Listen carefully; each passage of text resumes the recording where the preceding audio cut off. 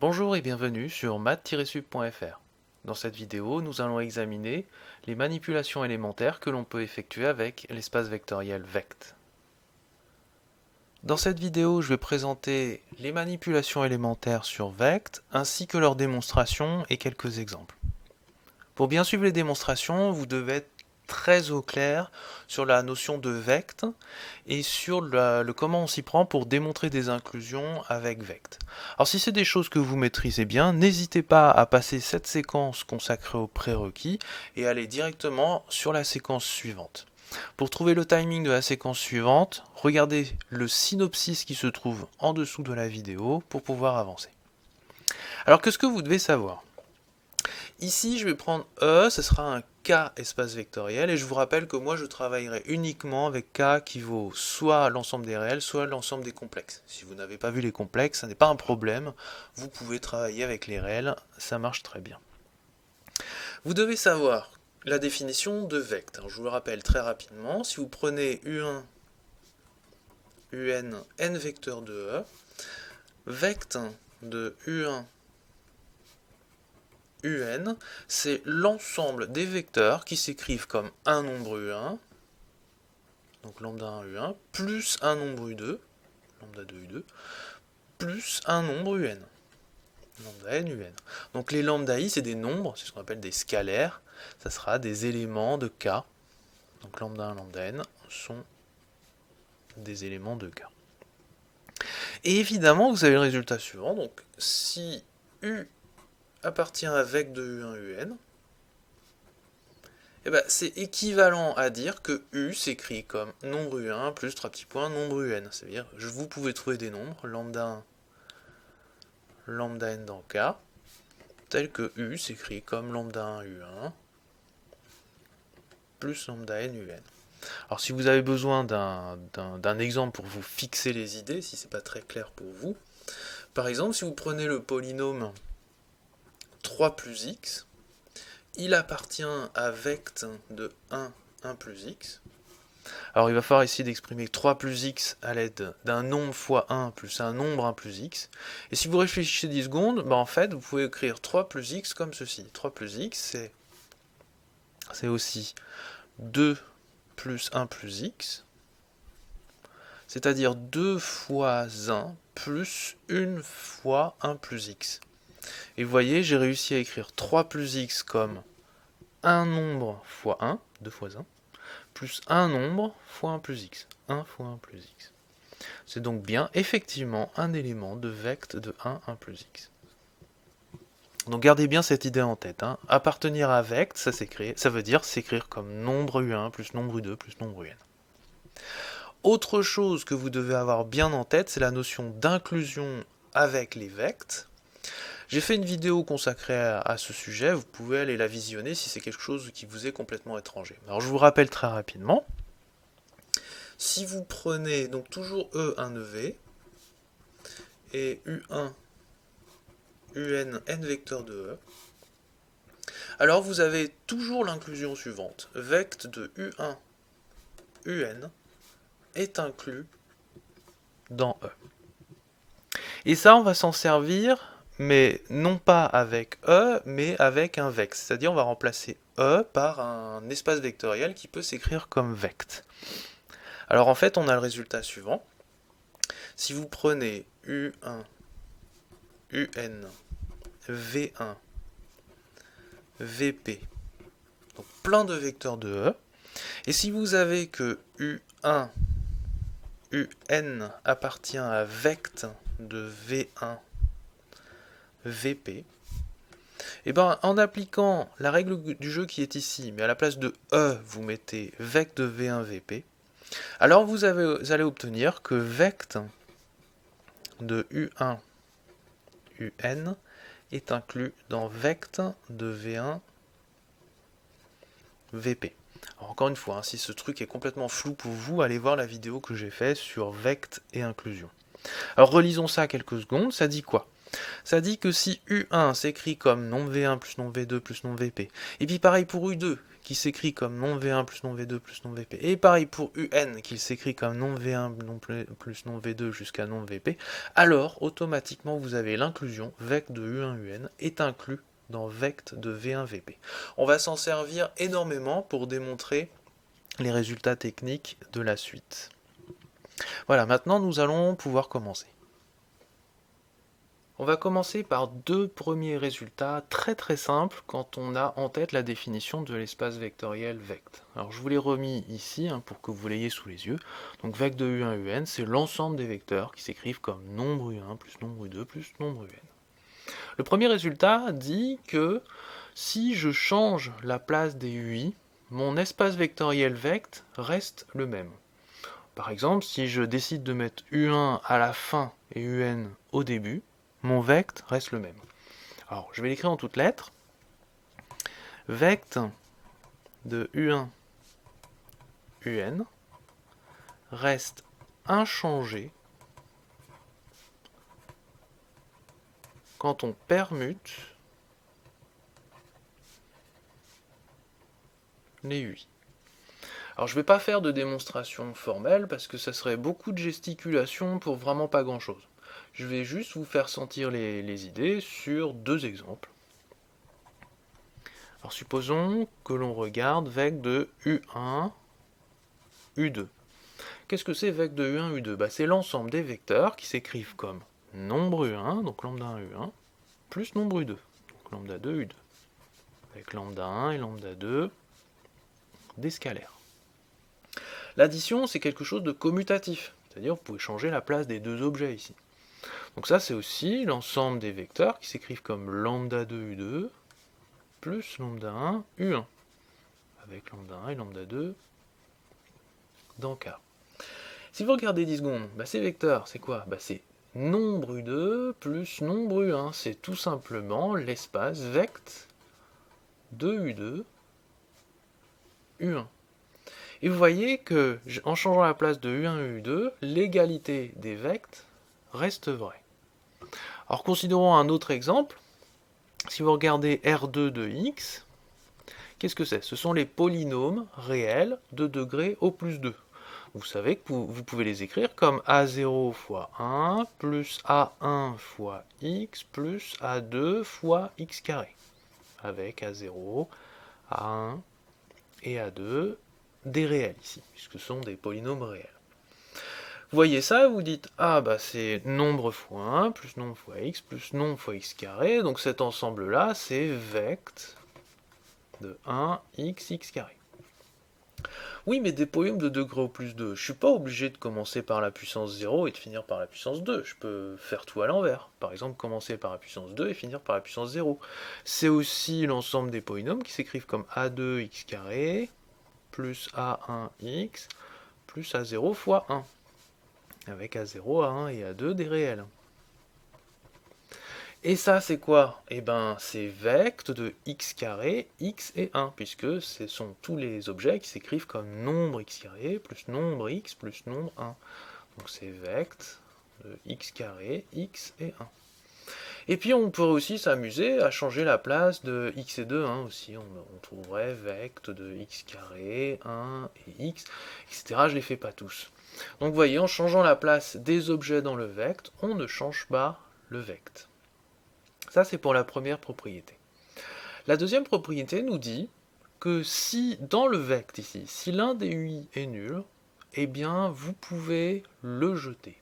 Alors, je vais le formaliser comme ceci. Vect, alors supposons par exemple ce soit le premier qui soit nul. Vect de 0, U2, UN. Alors le 0, on aurait pu le placer n'importe où ailleurs, j'ai fait un choix arbitraire. Si vous avez ça, le 0, vous pouvez le jeter. Ça, c'est aussi égal à vect de U2, UN. Alors pourquoi ? La démonstration est toute bête. Il suffit d'écrire la définition des mots. Qu'est-ce que c'est que vect de U0, U2, UN ? C'est tout simplement l'ensemble des vecteurs qui s'écrivent comme lambda 1 fois 0, plus lambda 2 fois U2 plus lambda n fois UN, avec les lambda i des scalaires. J'ai juste pris la définition qui est ici et remplacé U1 par 0, tout simplement. Lambda 1 fois 0, ça fait obligatoirement 0, ça fait toujours 0. Donc ça, c'est aussi l'ensemble des vecteurs qui s'écrivent comme un nombre fois U2, lambda 2 fois U2, plus un nombre fois UN, c'est-à-dire lambda n fois UN, avec lambda 2, lambda n des scalaires. Alors évidemment, je ne garderai pas le lambda 1 parce qu'il ne sert à rien, il donne toujours 0. Donc je vais mettre seulement lambda 2, lambda n ici. Et ça c'est quoi? Ce sont tous les vecteurs qui s'écrivent comme nombre U2 plus nombre U3 plus nombre UN. C'est tout simplement vect de U2 UN. Le 0, vous pouvez donc l'enlever d'un vect. Et je le répète, ça marche aussi si le 0 est à une autre place que la première place, évidemment. Voilà, on a vu les deux premiers résultats élémentaires, très simples, que vous devez connaître. Et surtout, remarquez bien que tout découle de la définition de vect. Examinons maintenant la propriété d'invariance par multiplication, qui est un tout petit peu plus subtile que les deux précédentes, mais qui est guère compliquée. Alors qu'est-ce que ça dit? Vous allez prendre lambda, un scalaire non nul, c'est-à-dire un nombre non nul, et vous avez le résultat suivant. Vect de U1, alors je vais mettre le UIM bien en évidence, UI, UN, et bien si vous multipliez le UI par lambda, vous ne changez pas le vect. C'est aussi égal à vect de U1, lambda UI, UN. Alors attention, le lambda doit être non nul. Sinon, vous risquez de faire apparaître un 0 et de faire disparaître le vecteur UI, qui n'est pas forcément nul, lui. Donc, il y a invariance du vect lorsque vous multipliez un des vecteurs par un nombre non nul. Alors, avant de faire la démonstration, je vous donne un petit exemple tout bête. Donc, revenons par exemple sur R2 de x. Donc, R2 de x, c'est tous les polynômes de degré au plus 2, et c'est aussi vect de 1, x carré. Et bien, grâce à ma propriété qui est là, je peux choisir d'en multiplier 1 par un nombre. Par exemple, je vais décider de multiplier 1 par 3. Donc ça, c'est aussi vect de 3 x carré. Et puis, si je veux, je peux en multiplier un autre par un autre nombre. Par exemple, x, je vais le multiplier par moins 5. Donc c'est aussi vect de 3 moins 5x carré. Et puis je peux continuer, je peux multiplier n'importe quoi par un nombre, pourvu que ce nombre ne soit pas 0. Alors maintenant, passons à la démonstration. Il faut montrer une égalité d'ensemble. Je vous rappelle, des vects, c'est des ensembles. La stratégie va consister à montrer par double inclusion. On va montrer que ceci est inclus dans cela, et que cela est inclus dans ceci. Alors il y aura deux étapes. Je vais faire l'inclusion gauche inclus dans droit ici, et puis droit inclus dans gauche ici. Et évidemment, si on a l'inclusion dans un sens et dans l'autre, on aura égalité des deux ensembles. Pour montrer l'inclusion, alors disons celle de gauche inclus dans droit, on va utiliser la propriété que j'ai rappelée en préambule. Alors je vous rappelle que si les vecteurs U1, UN appartiennent à vect de V1, VP, alors vous avez l'inclusion vect de U1, UN est inclus dans vect de V1, VP. Alors pour montrer que ça est inclus dans ça, il suffit de montrer que U1, UI, UN appartiennent à vect de U1, lambda UI, UN. Et on aura automatiquement que ça, c'est inclus dans ça. Alors allons-y. Est-ce que U1 appartient à cet espace? La réponse est oui, parce que U1, vous pouvez l'écrire comme une fois U1, plus 0 fois U2, plus 0 fois lambda UI, plus 0 fois UN. Et j'ai bien réussi à écrire U1 comme un nombre fois U1, plus un nombre fois U2, plus un nombre fois lambda UI, plus un nombre fois UN. C'est donc que U1 appartient à vect de U1 lambda UI UN. Alors U2, ben, ça va être pareil, hein. U2, ça sera 0 U1, plus une fois U2, plus 0 fois lambda UI, plus 0 fois UN. Donc U2, ça marche aussi. U1, lambda UI, UN. Et puis ben, tout ça, ça va marcher. Il y a juste un petit cas particulier pour UI. Donc je ne les fais pas tous, je vais jusqu'à UI maintenant. Il faut essayer d'écrire UI à l'aide de ces gens-là. Alors on se dit, ah c'est un petit peu moins facile, hein, parce qu'il y a un lambda. Mais il y a une petite astuce. On va faire apparaître ce lambda. On va dire que UI, c'est 1 sur lambda fois lambda UI. J'ai le droit de le faire, hein, les lambdas simplifient, donc ça fait UI égale UI. Et j'ai aussi le droit de le faire parce que lambda est supposé non nul. C'est là où l'hypothèse devient vraiment importante. Et, alors vous allez me dire, oui, mais là, il faut tous les autres, là. Bah les autres, bah, il n'y a qu'à dire qu'il y a 0 U1, plus 0 U2, plus 3 petits points, 1 sur lambda UI, plus 3 petits points, 0 UN. Et regardez, j'ai réussi à écrire UI comme un nombre U1 plus un nombre U2 plus 1 sur lambda, c'est-à-dire un nombre lambda UI plus un nombre UN. C'est donc que UI appartient à vect de U1 lambda UI UN. Et puis, etc. Il y aura évidemment le UI plus 1 jusqu'au UN. Donc tous les éléments là, qui sont ici, U1, UI, UN, appartiennent à vect de U1 lambda UI UN. Donc on a l'inclusion vect de U1 UI UN inclus dans vect de U1 lambda UI UN. Si vous avez bien compris cette preuve, je vous incite à essayer de produire par vous-même l'inclusion dans l'autre sens. C'est exactement la même stratégie. Donc n'hésitez pas à mettre la vidéo sur pause et puis vérifier si vous avez le même type de raisonnement que moi. Alors maintenant, il faut montrer que ceci est inclus dans cela.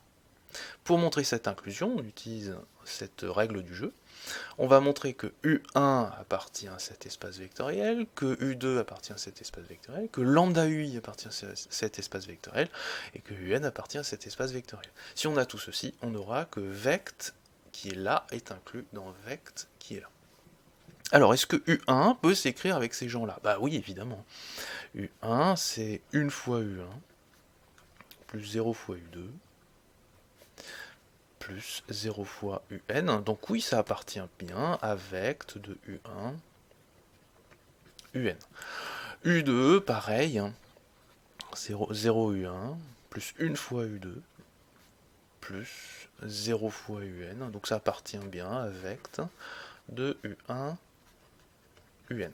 On continue le jeu. Maintenant, il faut lambda UI. Est-ce que lambda UI peut s'écrire avec ces gens-là? Bah, la réponse est oui.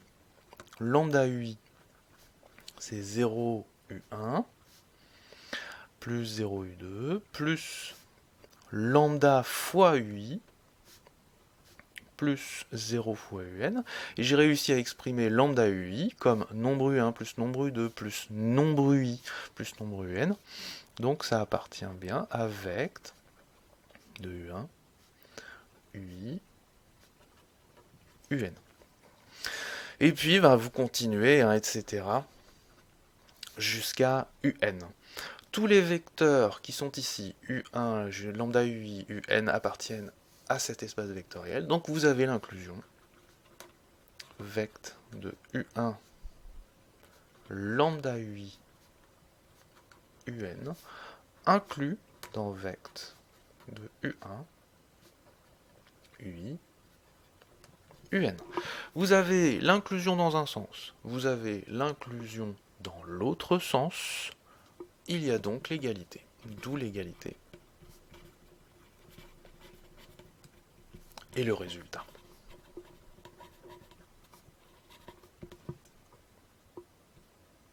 Considérons maintenant la dernière propriété que je vais vous montrer. C'est la propriété que j'appelle moi l'invariance par ajout. Alors c'est un nom que je donne moi, hein, vous ne le trouverez pas dans les livres, je le donne juste pour qu'on se repère un petit peu dans la vidéo. Que dit cette propriété? Elle dit que si vous prenez un vect, et que vous prenez un vecteur qui est dans le vect, et que vous lui rajoutez un multiple d'un autre vecteur, le vect va rester inchangé. Alors, dit avec des mots, c'est complètement incompréhensible. La formule sera beaucoup plus claire. On se donne un nombre, un scalaire, lambda appartient à k. Cette fois-ci, ce scalaire peut être nul, il n'y a aucun problème là-dessus. Si vous regardez le vect de U1, UI, UJ, UN, eh bien, il est égal à vect de U1, UI plus lambda UJ, UJ, UN.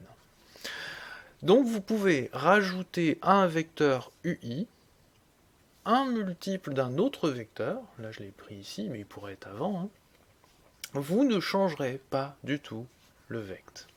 Alors je vais vous donner un exemple avec mon espace favori, regardons R de 2x, qui vaut vect de 1x, x carré, et appliquons notre jeu ici.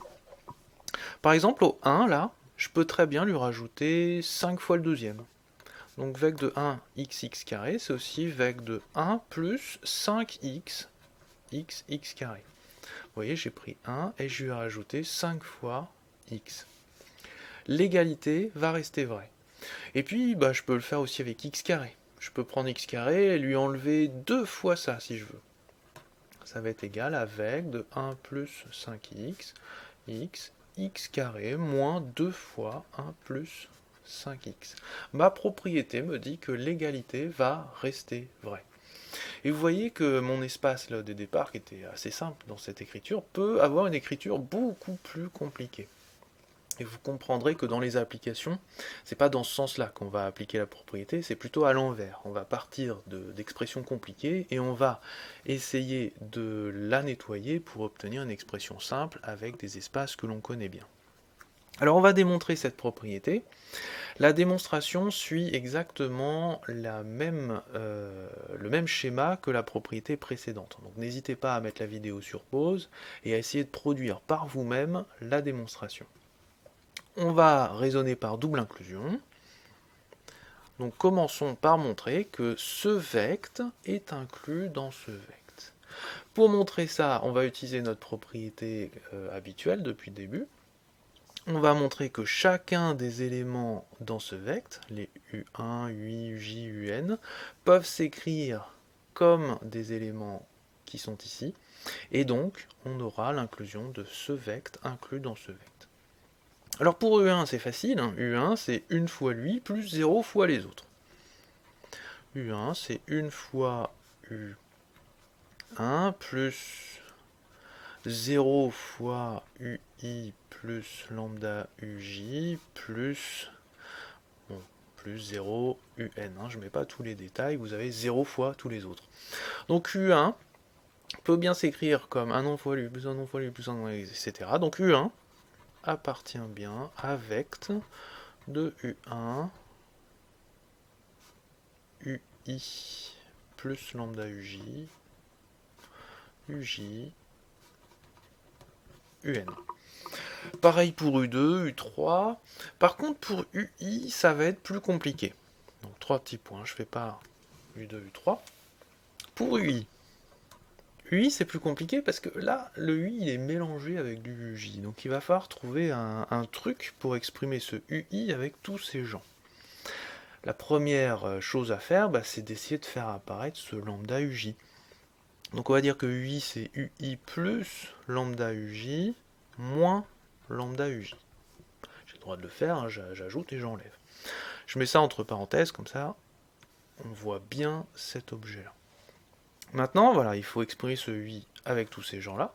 Mais quand on a ça, là, on a gagné.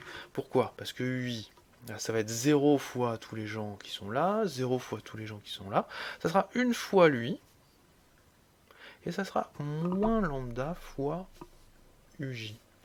On aura réussi à exprimer UI en fonction de tous ces gens-là. Alors on va bien l'écrire.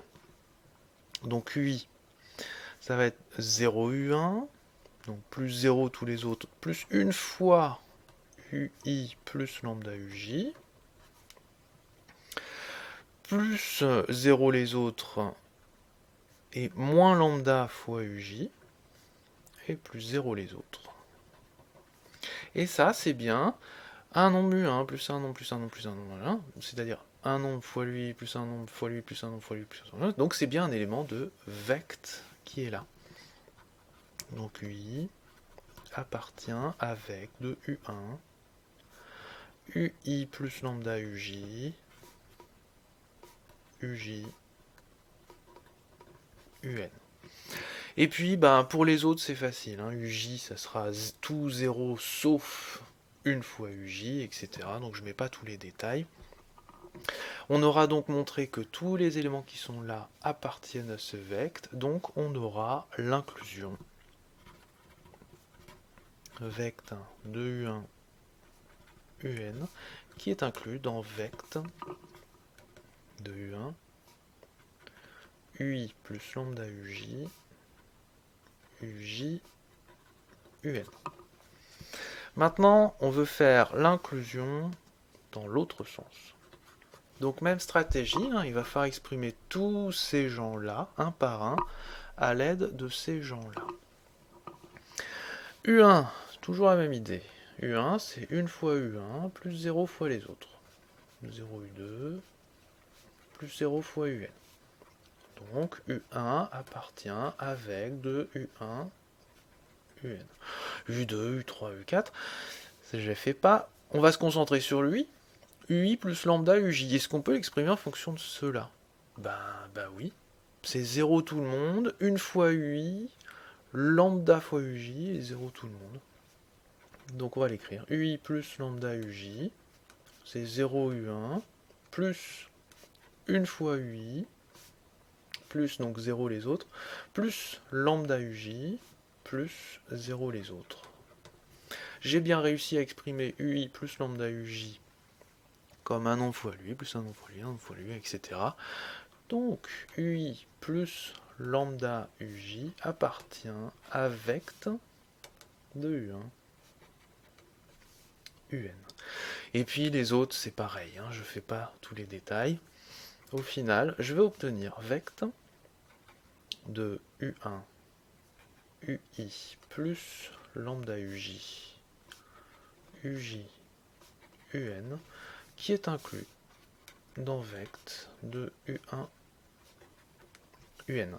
J'ai montré l'inclusion dans un sens, l'inclusion dans l'autre sens.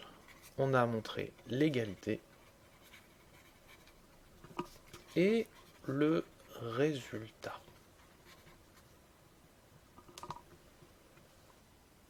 Alors considérons ce premier exemple. On nous demande de montrer que vect de 1 plus x plus x carré, c'est R2 de x. Alors je vous rappelle, R2 de x, c'est aussi vect de 1x carré. Alors qu'est-ce qu'on va faire ici pour traiter cet exemple? On va faire des manipulations sur le vect qui est ici pour arriver à ce vect-là, qui est en fait R2 de x. Alors allons-y. Partons de notre vect. Vect de 1 plus x plus x carré. Nous, on veut arriver à ceci. Alors, on est content, il y a 1. Par contre, les deux autres éléments, là, ça ne nous plaît pas, parce qu'on aimerait x et x carré. Alors, quelle manipulation on peut faire? Alors, il y en a une très simple, vous voyez. À cet élément-là, je peux lui enlever celui-ci. Je fais quoi? Je fais 1 plus x plus moins 1 fois 1, et le 1 va disparaître. Alors, je l'écris, j'écris une étape, qu'en général, on n'écrit pas, mais je l'écris pour que vous voyez bien, j'utilise la technique de l'ajout. Donc je fais vect de 1 plus x. auquel je rajoute moins 1 fois le premier. Donc plus moins 1 fois le premier élément. X plus x carré. Je simplifie, 1 plus x moins 1, bah ça fait x. Donc ça me fait vect de 1, x plus x carré. Alors là c'est pas mal, je suis content, je commence à arriver à 1x. Bah là il y a x carré, ça m'embête ce x qui est gênant là. Bah qu'est-ce que je vais faire? Bah, je vais prendre cet élément là et je vais lui rajouter moins 1 fois lui. Donc là encore, hein, je mets une étape qu'on ne met pas en général. Donc ça fait vect de 1, x. Je prends x plus x carré et je rajoute moins 1 fois lui. Donc plus moins 1 fois x. Et quand je simplifie cette expression, ça me fait vect de 1x carré. Et ça, je sais que c'est R2 de x. Et j'ai réussi, grâce à des manipulations élémentaires, à montrer que cet objet-là, c'est R2 de x. En termes de rédaction, vous pouvez aller beaucoup plus vite que ça. C'est-à-dire cette étape-là, vous pouvez la jeter, et puis mettre en marge que vous faites ici le deuxième élément moins le premier, 1 plus x moins 1, il va rester x. Donc vous faites le deuxième élément moins le premier, et vous le mettez à la place du deuxième. Donc si ça je l'appelle 1, ça je l'appelle 2, et ça je l'appelle 3. Et puis pareil ici, hein, cette étape-là, vous pouvez la jeter. Qu'est-ce que vous faites en fait? Vous prenez cet élément-là et vous lui enlevez le deuxième. Donc vous faites 3 moins 2 et vous le mettez à la place de 3. 3 moins 2 et vous le mettez à la place de 3. Et vous arrivez ici, et c'est le résultat souhaité. Considérons ce nouvel exemple. Alors pour varier, cette fois-ci, je me suis mis dans R3. Et on nous demande de montrer que R3, c'est vec de 1, 1, 0, 1, 0, 1, 0, 1, 1. Je vous fais un petit rappel. Je vous rappelle que R3, on peut l'exprimer sous cette forme-là. Vect de 1, 0, 0, 0, 1, 0, 0, 0, 1. Si vous avez oublié ce résultat, je vous renvoie vers ma vidéo qui définit l'espace vectoriel vect, où j'ai montré ce petit résultat-là. Sinon, je vous renvoie vers votre cours favori, ça doit forcément y être quelque part. Donc il faut essayer d'exprimer ce vect à l'aide de manipulation sous cette forme-là. Allons-y. Vect de 1, 1, 0, 1, 0, 1, 0, 1, 1. Alors quand on est ici, on se dit, ouais, à chaque fois il y a 2, 1, c'est embêtant, il faudrait trouver un moyen de les zigouiller. Alors regardons lui là par exemple. On aimerait bien, par exemple, faire apparaître 1, 0, 0, c'est-à-dire on aimerait faire disparaître ce deuxième 1. Alors on peut tenter de le faire en faisant celui-ci moins celui-là. Donc je vais les noter. 1, 2, 3. Je vais faire 1 moins 3. Alors si je fais 1 moins 3, il va rester 1. 1 moins 1, 0. 0 moins 1, moins 1. Puis les deux autres, j'y touche pas pour l'instant. Donc là j'ai fait 1 moins 3 à la place de 1. J'arrive ici, bon, j'ai l'impression de ne pas avoir beaucoup avancé parce que, vous voyez, il y a moins 1, moi j'aimerais 1, 0, 0. Qu'est-ce que je pourrais faire? J'aimerais éliminer ce truc. Je peux le faire par exemple en additionnant ces deux éléments. En les additionnant, il y aura moins 1 plus 1 ici, ça va faire 0. Donc ça va faire vect. J'additionne les deux, ça va faire 2, 0, 0. Et les autres, j'y touche pas. 0, 1, 1. Donc qu'est-ce que j'ai fait? J'ai fait le premier plus le deuxième, et je l'ai mis à la place du premier. J'arrive ici, c'est pas mal. Je voulais 1, 0, 0, j'ai 2, 0, 0. Comment on va faire disparaître le 2? On va utiliser notre première manipulation sur les vects, c'est-à-dire je vais multiplier cet élément-là par 1,5. Et en le multipliant par 1,5, poum, ça va faire 1, 0, 0. Donc ça va faire vect de 1, 0, 0, 1, 0, 1, 0, 1, 1, Et là, je mets la manipulation, hein, j'ai fait le premier terme, j'ai multiplié par 1. Bon, évidemment, je le remplace par sa position. Là, je suis content, j'ai fait apparaître un 0, 0. Bon, cela, ça me plaît pas trop.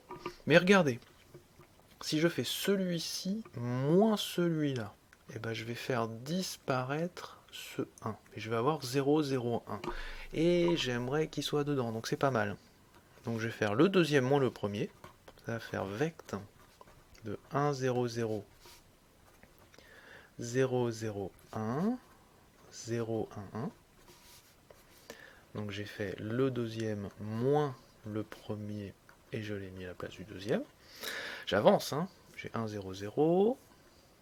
J'ai 0, 0, 1, pas mal. Ça va pas. Et moi j'aimerais 0, 1, 0. Eh bien je vais faire celui-ci moins celui-là. Je vais faire 3 moins 2. Donc ça va faire vect. Le premier j'y touche pas. Le deuxième j'y touche pas. Et je vais faire lui moins lui. Donc ça va me faire 0, 1, 0. Donc j'ai fait le troisième moins le deuxième et je l'ai mis à la place du troisième. Et là, eh ben j'ai gagné. Regardez, j'ai 1, 0, 0, j'ai 0, 1, 0, 0, 0, 1. Alors peut-être certains d'entre vous vont protester en disant « Ouais, mais ils sont pas dans le bon ordre ». Oui, mais je vous rappelle que la première propriété qu'on a vue, c'est que l'ordre ne compte pas dans le vect. Donc en fait, vous pouvez le réécrire. C'est aussi vect de 1, 0, 0. Donc les deux, je change de place. 0, 1, 0, 0, 0, 1. Et ça, nous savons que c'est R3. Donc vous voyez, en faisant des petites manipulations, on arrive à s'en sortir. Considérons ce dernier exemple qui va aboutir sur un petit résultat que je vais ajouter à la liste de résultats qu'on vient de voir. On nous demande de montrer que vect de x carré 1 plus x, 5x carré plus 4 plus 4x, c'est égal à vect de x carré 1 plus x. Alors comparons ces deux vects là. Vous voyez, les deux ont x carré, les deux ont 1 plus x, mais il y en a un qui a un terme en plus. Ça veut dire qu'on doit pouvoir éliminer ce terme-là. Alors on va regarder ça. Partons du vect compliqué. Vect de x carré, 1 plus x, 5x carré plus 4 plus 4x. Et essayons de faire des bidouilles qui éliminent ce truc. Alors quand on regarde ça, on se dit, ah bah tiens, je vais faire cet élément-là moins 5 fois celui-là. Et 5x carré va disparaître. Donc je vais avoir vect de x carré, 1 plus x, 4 plus 4x. Donc là j'ai fait le troisième élément, moins 5 fois le premier. Et je l'ai mis dans 3. Ensuite j'arrive ici. Et je regarde et je me rends compte que, mais en fait lui là, si je mets 4 en facteur, bah c'est presque lui. Alors je vais le mettre bien en évidence. Ça fait vect de x carré, 1 plus x, 4 facteurs de 1 plus x. Et là, qu'est-ce que je peux faire? Eh ben, je peux faire ça, moins 4 fois ça. Et là, je vais obtenir 0. Donc ça va faire vect de x carré, 1 plus x, 0. Donc j'ai fait le troisième, moins 4 fois le deuxième. J'ai mis ça à la place de 3. Et maintenant, rappelez-vous, le tout premier résultat qu'on a vu dans la vidéo disait que quand on a un 0 dans le vect, eh ben on peut l'enlever. Donc ça, c'est vect de x carré, 1 plus x. Et on a bien réussi à montrer cette égalité-là. On a réussi à éliminer ce troisième terme. Alors regardons un petit peu plus en détail cet exemple. Vous voyez cet élément-là, dès le départ, on aurait pu voir qu'il s'écrivait en fonction des deux autres. Alors je vous montre rapidement. 5x carré plus 4 plus 4x, c'est quoi? C'est 5 fois x carré, donc 5 fois le premier, plus 4 fois le second. Donc ce terme s'écrit bien comme 5 fois lui plus 4 fois lui. Et en fait, on a une propriété très générale liée à ça. Lorsque, dans un vect, vous avez un des vecteurs qui s'exprime en fonction de tous les autres, eh bien, vous pouvez l'éliminer. Alors, je vais mettre ça sous forme de proposition.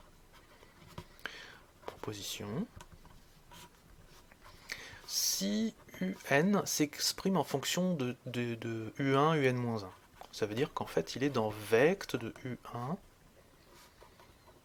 UN-1.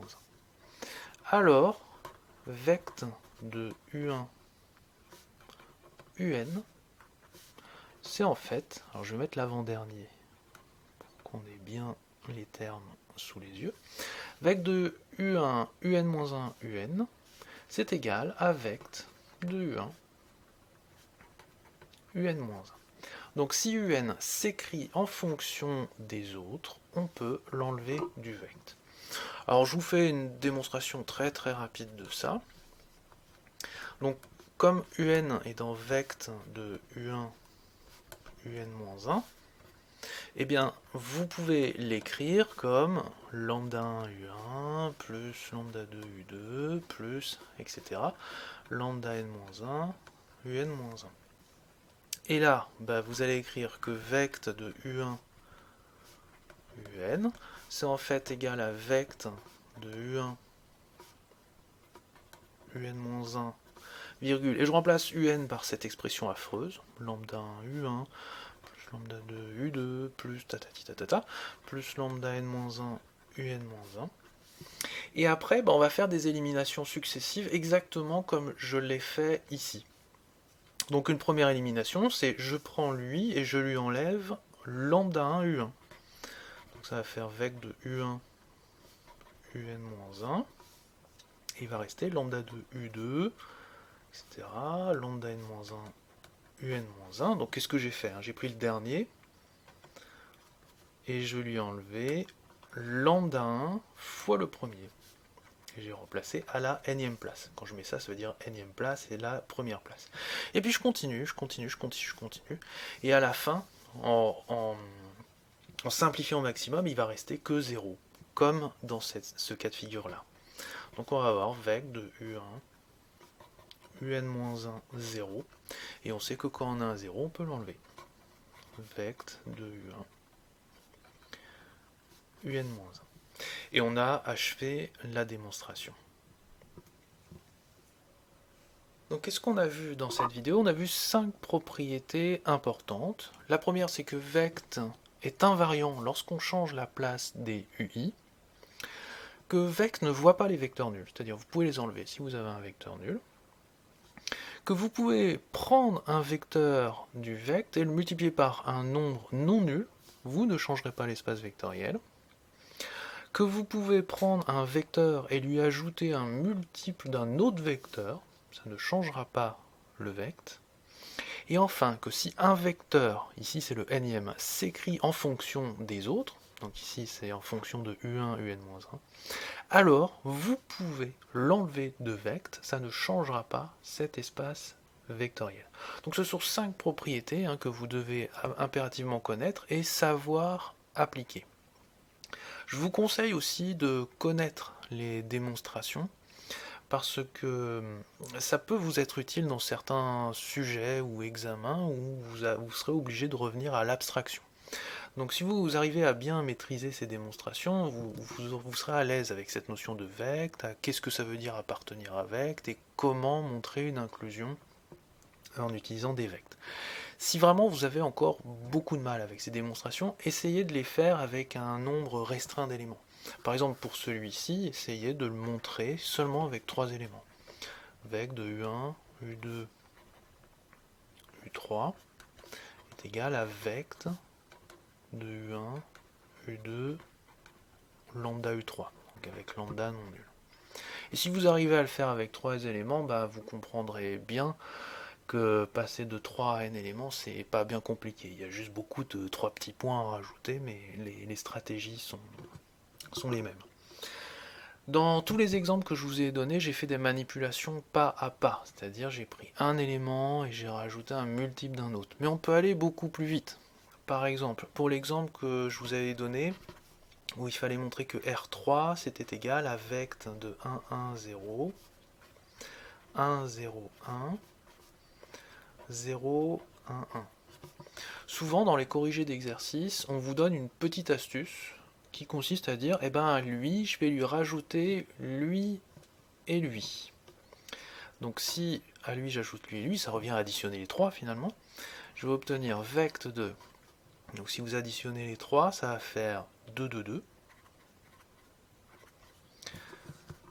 1, 0, 1, 0, 1, 1. Donc qu'est-ce que j'ai fait ici? J'ai pris le premier, je lui ai additionné le deuxième et le troisième, et je l'ai mis dans 1. Plutôt que de faire les étapes une à une, j'ai rajouté le deuxième et le troisième bloc en un seul coup.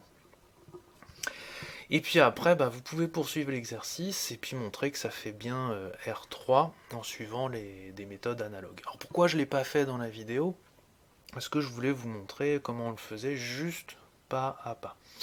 Mais on peut effectivement gagner un tout petit peu de temps grâce à cette petite astuce là.